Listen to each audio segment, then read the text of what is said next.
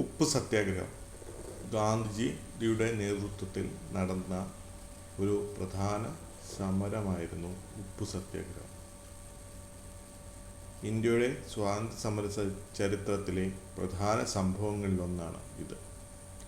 എല്ലാ ജനങ്ങൾക്കും ആവശ്യമായ ഉപ്പിന് ബ്രിട്ടീഷുകാർ നികുതി ഏർപ്പെടുത്തിയിരുന്നു. നികുതി കൊടുക്കാതെ ഉപ്പ് കുറുക്കാൻ ജനങ്ങൾക്ക് കഴിയാതെയായി.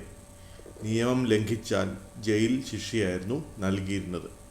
ഉപ്പിന് ഏർപ്പെടുത്തിയ നികുതി പിൻവലിച്ചില്ലെങ്കിൽ നിയമലംഘനം നടത്താൻ ഗാന്ധിജി തീരുമാനിച്ചു. 1930 മാർച്ച് 12 സബർമതി ആശ്രമത്തിൽ നിന്ന് ദണ്ഡി കടപ്പുറത്തേക്ക് ഗാന്ധിജിയുടെ നേതൃത്വത്തിൽ ഒരു യാത്ര ആരംഭിച്ചു. നിയമം ലംഘിച്ച് ഗാന്ധിജിയും കൂട്ടുകാരും ഉപ്പ് കുറുക്കി. ബ്രിട്ടീഷ് ഭരണത്തിന് കീഴിലെ ജനദ്രോഹ നടപടികൾക്കെതിരെ ഉള്ള ശക്തമായ ഒരു പ്രതിഷേധമായിരുന്നു ഉപ്പ് സത്യാഗ്രഹം. ഇതുമായി ബന്ധപ്പെട്ട ഒരു വീഡിയോ സൈറ്റിൽ കൊടുത്തിട്ടുണ്ട്.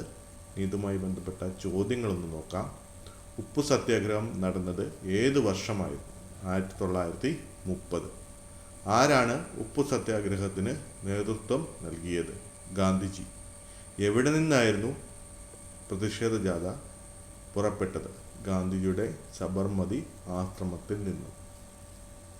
പ്രതിഷേധക്കാർ ജാഥയായി നീങ്ങിയത് എവിടേക്കായിരുന്നു? ദണ്ഡി കടപ്പുറത്തേക്ക്. കടലിൽ നിന്ന് ഉപ്പ് വാരിയെടുത്ത് ഗാന്ധിജി ജനങ്ങളോട് പറഞ്ഞത് എന്തായിരുന്നു?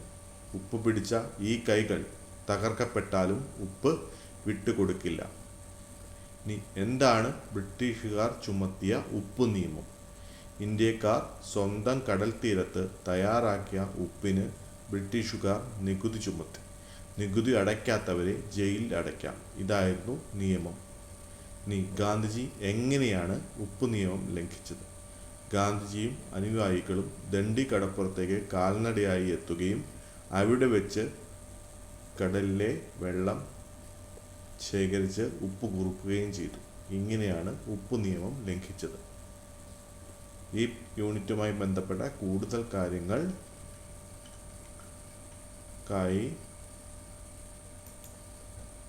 കേരള LPSA ഹെൽപ്പർ സന്ദർശിക്കുക. നന്ദി.